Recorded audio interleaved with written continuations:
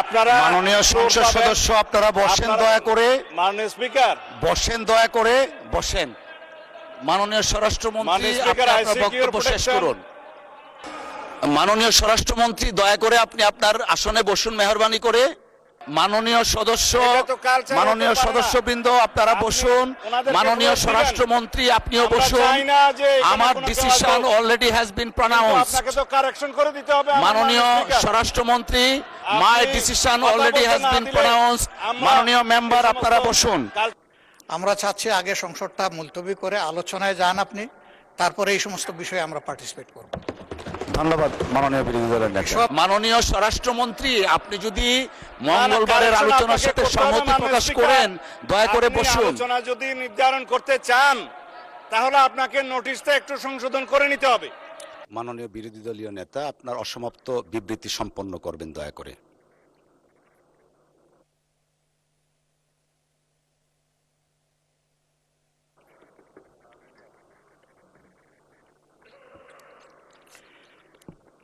ধন্যবাদ মাননীয় স্পিকার আমাকে আবার সুযোগ করে দেওয়ার জন্য। আমি অসমাপ্ত প্রশ্নটাই এবার পড়ছি। বিগত 25 নভেম্বর 2025 তারিখে সরকার গণভোট অধ্যাদেশ 2025 প্রণয়ন করে। জুলাই জাতীয় সনদ বাস্তবায়ন আদেশ 2025 অনুসারে সংবিধান সংস্কার সম্পর্কিত কতিপয় প্রস্তাবের বিষয়ে জনগণের সম্মতি রয়েছে কিনা তা যাচাইয়ের জন্য আদেশটি জারি করা হয়। বিগত 12 ফেব্রুয়ারি 2026 ইংরাজি তারিখ ত্রয়োদশ জাতীয় সংসদ নির্বাচন অনুষ্ঠিত হয়। একই দিন গণভোটও অনুষ্ঠিত হয়। প্রায় 70% ভোটে হা ভোট বিজয়ী হয়।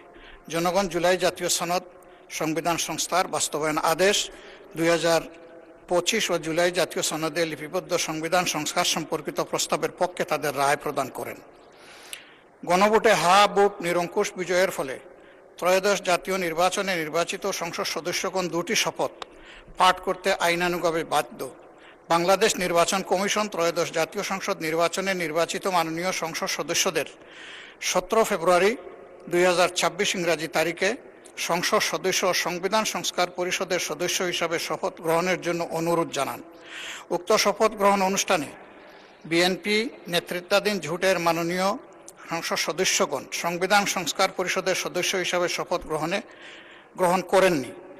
জামাত নেতৃত্বাধীন 11 দলীয় জোটের 77 জন মাননীয় সংসদ সদস্য পৃথকভাবে সংসদ সদস্য ও সংবিধান সংস্কার পরিষদ সদস্য হিসাবে শপথ পাঠ করেন।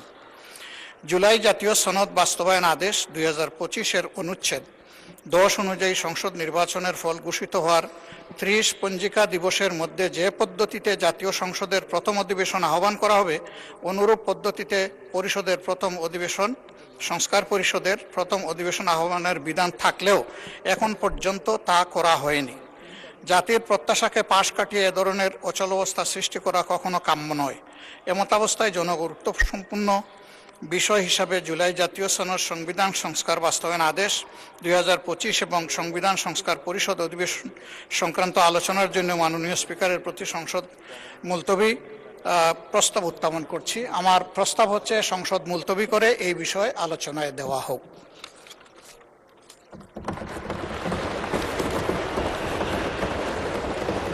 ধন্যবাদ মাননীয় সদস্য।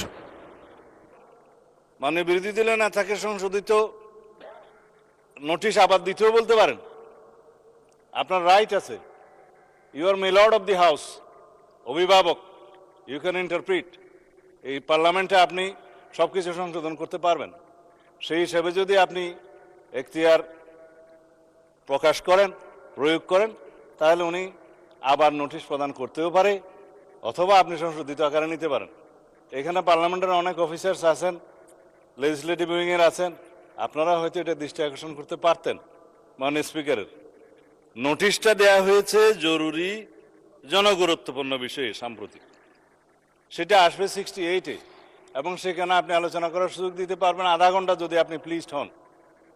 আর এখানে 62-তে যদি আপনি নোটিশটা অ্যাকসেপ্ট করেন তাহলে আপনি সময় দিতে পারবেন 2 ঘন্টা, এবং 3 দিনের মধ্যে যদি আপনি সম্মত হন এবং বিরোধী দলের সদস্যের মধ্যে যদি 25 জন সেটা সমর্থন করে এবং সরকারি দলের সদস্যদের মধ্যে যদি কেউ আপত্তি না তোলে এখন আমি আপত্তিও তুলছি না, অনাপত্তিও তুলছি না, কারণ সেজন্য আপনার অনুমতি লাগবে, আলোচনা হবে। নোটিশটাই তো বৈধ হয় নাই, আপনি বৈধভাবে আগে নোটিশ দিতে বলেন, তারপরে আলোচনা হবে কি। আপনারা মাননীয় সংসদ সদস্য, আপনারা বসেন দয়া করে। মাননীয় স্পিকার বসেন দয়া করে, বসেন। মাননীয় স্বরাষ্ট্রমন্ত্রী, মাননীয় স্পিকার, আপনি আপনার I seek your বক্তব্য শেষ protection. করুন। নগদ নিয়ে এলো হার না মানা হার অফার। সর্বনিম্ন 10,000 টাকা রেমিটেন্স নগদে পাঠালে থাকছে স্বর্ণের হার জেতার সুযোগ। এখানে আমার ফেয়ার প্রপোজাল আছে। This is my third point of order, fair fourth point of order. আমার প্রপোজাল আছে, আমরা সংবিধান সংশোধন করতে চাই, আমার বিরোধী দলের সদস্য কেউ কেউ সংস্কার করতে চান। পার্লামেন্টের ল্যাঙ্গুয়েজ হচ্ছে কনস্টিটিউশন হয় প্রণীত হবে, অথবা রহিত হবে, অথবা স্থগিত হবে, অথবা সংশোধিত হবে। আমরা এখানে সোভারেন পার্লামেন্টে এখতিয়ার নিয়ে এসেছি, সোভারেন জনগণের। আমরা এনাক্টমেন্ট করতে পারবো, আইন প্রণয়ন করতে পারবো, এবং সংবিধানও একটি আইনের মাধ্যমে, বিলের মাধ্যমে এসে সংবিধান সংশোধন হবে। সুতরাং সংবিধান সংশোধনের জন্য let us form a constitution reform committee here. Position এবং অপোজিশন সবগুলোকে নিয়ে, সবাইকে নিয়ে সংবিধান সংশোধনের জন্য আমরা কাজ করি। এবং আমাদের গুরুত্ব দিতে হবে জুলাই জাতীয় সনদ, যেটা জাতির সামনে সংসদের দক্ষিণ প্লাজায় সবাই স্বাক্ষর করেছেন, একটা ঐতিহাসিক রাজনৈতিক সমঝোতার দলিল। আমি এটার বিরোধিতা করছি না এই জন্য যে দলিলের মাধ্যমে সংবিধান পরিবর্তন হয়ে যায়নি, সংবিধানের কোনো বিধান পরিবর্তন হয়ে যায়নি, কোনো অর্ডিন্যান্সের মাধ্যমে সংবিধানের কোনো কিছু ডিলিট হয়ে যায়নি, সেটা জায়েজ আছে, কিন্তু প্রস্তাব করা যায়। এইটা হচ্ছে সেই প্রস্তাব, জুলাই জাতীয় সনদ, যে পরবর্তী পার্লামেন্টে, সংসদে সবাই রাজনৈতিক সমঝোতার দলিল হিসেবে এটা অনুযায়ী আমরা সংবিধান সংশোধন করব। এবং যে সমস্ত রাজনৈতিক দল ম্যানিফেস্টোতে অন্যান্য বিষয় উল্লেখ করেছে, সেই ম্যানিফেস্টো অনুযায়ী জনগণের ম্যান্ডেট পেয়েছে, আমরা 51% ম্যান্ডেট পেয়েছি।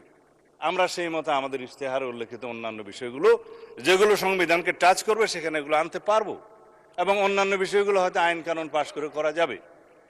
যাই হোক, আমরা যেমন কৃষি ঋণ মওকুফ করেছি, সেটা আমাদের ম্যানিফেস্টোতে ছিল, ম্যান্ডেট ছিল, এটার জন্য সংবিধানে টাচ করতে হয় নাই। এখন আমার প্রস্তাব হচ্ছে, মাননীয় স্পিকার, আমরা কি আইন প্রণয়নের মাধ্যমে যেটা ফয়সলা করতে হয় সেটা কি জরুরি গুরুত্বপূর্ণ বিষয় হিসাবে এখানে ডিবেট করব, নাকি করব না? আমরা কি পার্লামেন্টের একটা সংসদীয় কমিটি ফর্ম করব, যেখানে সংবিধান সংশোধনের জন্য সবাই প্রস্তাব দিবেন, বিরোধী দল, সরকারি দল, স্বতন্ত্র সদস্য থেকে সবাই মিলে আমরা সেখানে প্রস্তাব নেব, এবং একটা নির্ধারিত সময়ের মধ্যে আমরা সেই রিপোর্ট এই পার্লামেন্টে প্রদান করব। এবং সেই কমিটি ইচ্ছা করলে পার্লামেন্ট এবং পার্লামেন্টের বাইরে দেশের সমস্ত সংবিধান বিশেষজ্ঞ এবং বিশিষ্ট জন, স্টেক হোল্ডার, পত্রিকার সম্পাদক সহ সবাইকে আমরা ইনভাইট করে তাদের মতামত নেব। এবং আমরা জাতীয় ভিত্তিতে যেটা আমরা সম্মত হয়েছি, যে জুলাই যেভাবে স্বাক্ষরিত হয়েছে উইথ নোট অফ ডিসেন্ট, যারা জনগণের ম্যান্ডেট প্রাপ্ত হয়েছে সেই নোট অফ ডিসেন্টগুলো ম্যানিফেস্টোতে উল্লেখ করার পরে সেই হিসাবে যাব, নাকি শুধুমাত্র আমরা এখানে ডিবেট করে মুলতবি প্রস্তাব গ্রহণ করা হইল, হ্যাঁ অথবা না বলেন না করছে, এগুলো সেখানে যাব? মেজরিটির ভিত্তিতে আমরা যেতে চাই না। আমরা সমঝোতার ভিত্তিতে জাতীয় সংসদে একটি এমন সংবিধান সংশোধন করতে চাই যে দলিলটা আমরা জুলাইয়ের গণ অভ্যুত্থানের শহীদের আকাঙ্ক্ষাকে আমরা ধারণ করতে পারি। আমরা বাংলাদেশের মানুষের পরিবর্তিত পরিস্থিতিতে সকল প্রত্যাশাকে ধারণ করতে পারি। সেই জুলাই গণ অভ্যুত্থানের শহীদের আকাঙ্ক্ষা, প্রত্যাশা, জনপ্রত্যাশা, বিরোধী দল এবং সরকারি দল সবাই মিলে যারা সংসদের বাইরে আছে তাদেরও মতামত সহ নিয়ে আমরা এমন একটা দলিল রচনা করি, যাতে করে আমরা অনেক দিন এই দলিলটা নিয়ে কাজ করতে পারি। অনেক দিন বলার কারণ হচ্ছে, সংবিধান মানুষের প্রয়োজনে, দেশের প্রয়োজনে, সমাজের প্রয়োজনে, চাহিদা অনুযায়ী সময়ে সময়ে অবশ্যই কিছু কিছু বিধান পরিবর্তন করতে হয়, সময়ের দাবি। সেই জন্য আমরা একটা পারপিচুয়াল নেচারের অ্যামেন্ডমেন্ট করি, যেটা অন্তত দীর্ঘদিন পর্যন্ত আমাদের এখানে থাকবে। আমরা সেই সংবিধান নিয়ে আগাতে পারবো। আপনি এখন ডিসাইড করতে পারেন, মাননীয় স্পিকার, you are my lord of the house. ধন্যবাদ। মাননীয় বিরোধী দলের নেতা, কার আমি বুঝতে পারছি না যে আলোচনা আপনি শুরু করেছেন কিনা। বিজ্ঞ সংসদ সদস্য যে বক্তব্য রাখলেন, বিশাল একটা বক্তব্য উনি রেখেছেন। ওনার দৃষ্টিভঙ্গি উনি তুলে ধরেছেন এই মহান সংসদের সামনে। আমরা চাচ্ছি আগে সংসদটা মুলতবি করে আলোচনায় যান আপনি, তারপরে এই সমস্ত বিষয়ে আমরা পার্টিসিপেট করব। ধন্যবাদ মাননীয় বিরোধী দলের নেতা। সব বিষয়ে আসবে। ধন্যবাদ, ধন্যবাদ। আমরা মাননীয় আইন মন্ত্রী এবং মাননীয় স্বরাষ্ট্রমন্ত্রীর বক্তব্য শুনেছি, পাশাপাশি মাননীয় বিরোধী দলের নেতা যিনি উত্থাপন করেছেন ওনার বক্তব্য শুনেছি। সবার বক্তব্য শ্রবণ করে সংসদের কার্যপ্রণালী বিধি 65(2) অনুযায়ী আমাদের 3 দিনের মধ্যে এই বিষয়টাকে নিষ্পত্তি করতে হবে। সেই হিসাবে আগামী 31শে মার্চ 2026 তারিখ রোজ মঙ্গলবার দিনের সর্বশেষ বিষয় হিসাবে 2 ঘণ্টা কাল বিরোধী দলের নেতার মুলতবি প্রস্তাবটি আলোচনার জন্য সময় নির্ধারণ করছি। আগামী 31শে মার্চ মঙ্গলবার 2 ঘণ্টা। মাননীয় স্বরাষ্ট্রমন্ত্রী মাইকটা একটু দিন। হ্যাঁ, মানে স্পিকার, আমি আপনাকে অনুরোধ করব, আপনি মঙ্গলবারে না, আমি অসম্মত হচ্ছি না, আপনি আগে শুনবেন তো। Let me speak. মাননীয় সদস্য একটু বসেন। আমরা উই আর কন্ডাক্টিং। আমি মাননীয় স্পিকার মঙ্গলবারের আলোচনার সাথে সম্মতি প্রকাশ করছি। ওনারা হয়তো মনে করছেন আমি বিরোধিতা করব না, যদি সংহতি প্রকাশ করেন তাহলে তো নতুন করে কথা বলার দরকার নেই। একটা কারেকশন দিচ্ছি।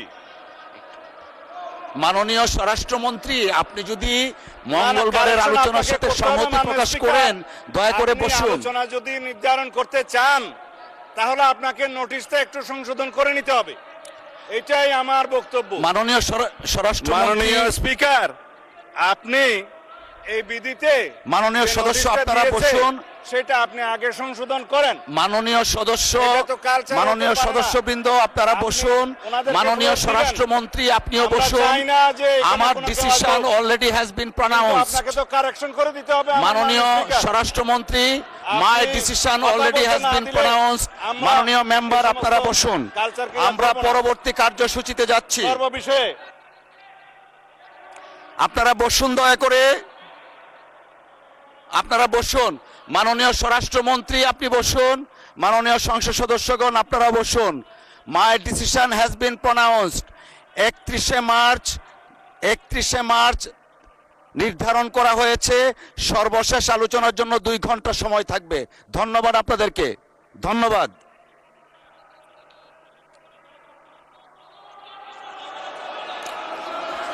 মাননীয় স্বরাষ্ট্রমন্ত্রী আপনি বসুন, দয়া করে। মাননীয় সংসদ সদস্যবৃন্দ আপনারা বসুন। এরপরেরটা কি আছে?